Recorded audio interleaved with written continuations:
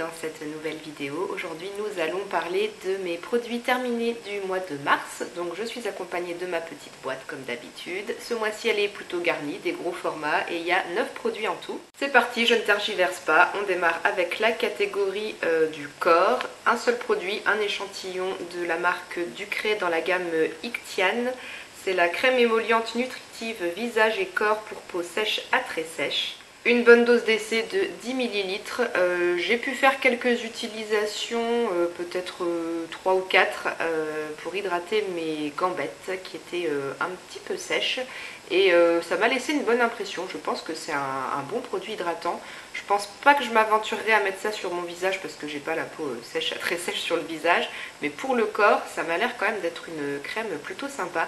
Et ce que j'ai surtout adoré, c'est son odeur. Elle ressemble très fortement à un lait pour le corps de la marque Institut Carité. Je ne sais d'ailleurs pas si cette marque existe toujours, mais il y a plus de 10 ans maintenant. Je pense que j'avais dû recevoir ça dans une Glossy Box ou une Birchbox. Il y avait des petits formats voyage de lait hydratant au karité de la marque Institut Carité et ça sentait le bébé tout propre. C'était une odeur vraiment divine et réconfortante et toute douce. Et ce produit du coup m'a rappelé ce produit Institut Carité. Vraiment l'odeur c'est quasiment la même. Donc je vais garder cette référence dans un petit coin de ma tête et si j'ai besoin de me racheter un produit hydratant pour le corps, pourquoi pas peut-être prendre celui-là, rien que pour l'odeur en tout cas déjà parce que franchement j'adore. Côté cheveux, j'ai terminé un petit duo shampoing après shampoing de la marque L'Arbre Vert. J'avais pris ça sur Beauté Privée. Donc c'est la même gamme au coton et au litchi. Alors ils disent que c'est sans silicone, il y en a quand même un petit peu mais c'est pas les pires. Donc moi ça me convient. L'odeur est assez douce avec la présence de fleurs de coton, c'est plutôt sympa, c'est agréable. Ça sent, le shampoing sent meilleur quand même. L'après-shampoing, je sais pas, il y a une espèce d'arrière-odeur. C'est pas tout à fait la même chose, le shampoing sent quand même meilleur. C'est des produits sympas mais qui m'ont pas non plus hyper transcendé. Le shampoing lave correctement, moi je fais toujours 2 shampoings de toute façon, ça mousse assez bien, assez facilement, ça lave bien. Il m'a peut-être manqué quand même un petit peu de volume au niveau des racines. Il y a d'autres shampoings qui me donnent un peu plus une sensation de légèreté au niveau des racines, de cheveux un peu plus aérés et un peu plus volumineux on va dire. Mais sinon pour l'utilisation en elle-même, c'est quand même un bon shampoing qui mousse bien, qui lave quand même correctement et qui se rince assez facilement. Et concernant l'après-shampoing, il fait son boulot d'après-shampoing, mais rien de fou non plus. Ça démêle les cheveux sur le coup, mais j'ai déjà testé d'autres après-shampoings qui me donnent une plus forte sensation de douceur, de souplesse, de légèreté. Donc voilà pour ces 2 produits que je ne rachèterai pas. Dernier petit produit capillaire, c'est un échantillon de masque de la marque L'Occitane en Provence, le masque réparation intense. Donc j'ai pu faire une seule utilisation avec les 6 ml. C'est aux extraits d'avoine et de tournesol pour cheveux abîmés. Il m'a pas laissé un souvenir mémorable puisque là du coup ça fait déjà plus d'1 mois et demi que je l'ai utilisé. Et dans mon vague souvenir, quand je l'ai appliqué, ça avait bien démêlé mes longueurs, c'était assez facile à rincer. Sur le coup, ça me donnait une bonne sensation de douceur, de souplesse. Mais j'ai pas été plus transcendée que ça non plus. Il y a d'autres masques qui m'ont laissé de bien meilleures impressions. Donc ça, je ne pense pas que je rachèterai. Passons à la catégorie des soins pour le visage. J'ai terminé de la marque Uriage la crème d'eau eau thermale qui hydrate, repulpe, illumine. C'est pour tout type de peau. Moi j'ai utilisé ça en crème de jour, donc le matin. Je pense que ça peut aussi s'utiliser le soir. C'est une bonne crème hydratante basique je trouve.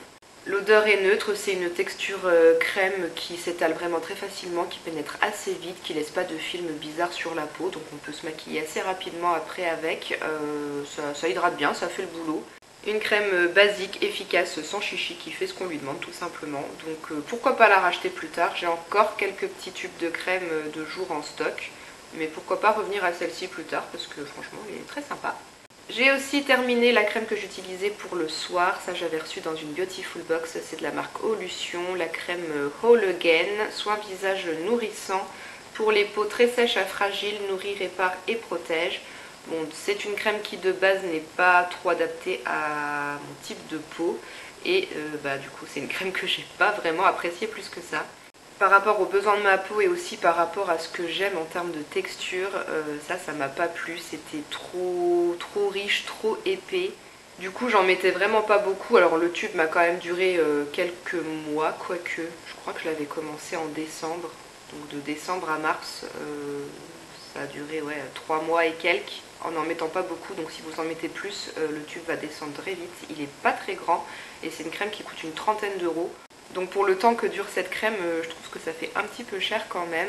Et puis de toute façon, moi ça m'a pas convenu. J'ai pas aimé la texture. Après, ça hydrate bien quand même, ça nourrit la peau, ça la protège et tout.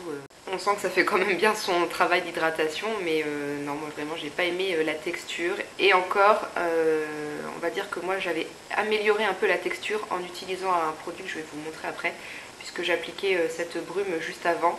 Donc du coup, mélangé à l'eau de la brume, ça fluidifie un petit peu le truc et c'était plus agréable. Mais si j'utilisais cette crème vraiment toute seule, j'aimais pas du tout la sensation que ça faisait sur le visage. Donc du coup, vous avez compris, ça je ne rachèterai pas. Avant de vous parler de cette brume, je vais vous parler d'un sérum que j'avais aussi reçu dans une Beautiful Box de la marque Causeparis, le sérum éclat. Ça je l'ai utilisé le matin puisque c'est un sérum nourrissant et illuminateur. Donc le côté illuminant, je préfère utiliser ça le matin que le soir. Qu'est-ce qu'on en a à faire d'illuminer son visage avant d'aller au lit? Je pense que notre oreiller s'en fiche royalement. Donc ce sérum Causeparis, je l'ai adoré. C'est une petite pépite qui a un coût malheureusement. Ce petit flacon en verre avec la pipette coûte 76 €. C'est pas donné et je l'ai utilisé assez vite. En plus, ça m'a pas duré super longtemps, même si je mettais que 4-5 gouttes. Mais il vaut le coup d'être testé quand même parce que la texture est vraiment divine. Moi quand je mettais ça, j'avais envie de masser et masser mon visage pendant très longtemps sans m'arrêter. Ça faisait vraiment une sensation velours peau de pêche. C'est vraiment top comme texture.